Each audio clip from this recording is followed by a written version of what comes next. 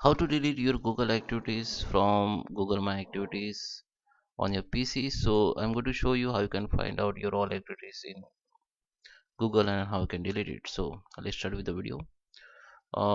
Before we start, I request you if you like this video, hit the like button, subscribe my channel, and don't forget comments below. So here you can see I'm on my Google uh, account, and here I already log in with my email ID. So you need to log in with your email ID, and after that search here my Google activities in search bar. Then first link will be open, which is myactivity.google.com. Just click on it and it will be open, and you have to recheck your email ID. And now you can see there is a three type of search history: Google, which is saved by default, which is web and app activities, location history, and YouTube history. And you can see my location history has been off, so Google will not save my location activities. If you want to see, you can just click on it and you can see your all activities.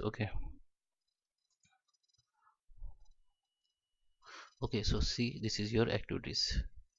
So this is, you can click by one and delete it, or if you want to delete everything, just click on the three dot and go by delete activities by, and here you can see the range. You can select this, delete only your web and app activities. So go again on your home, and you can see the three activities. Come to this page and now go to the delete activities by, and here you can see delete activity. Here you can delete everything.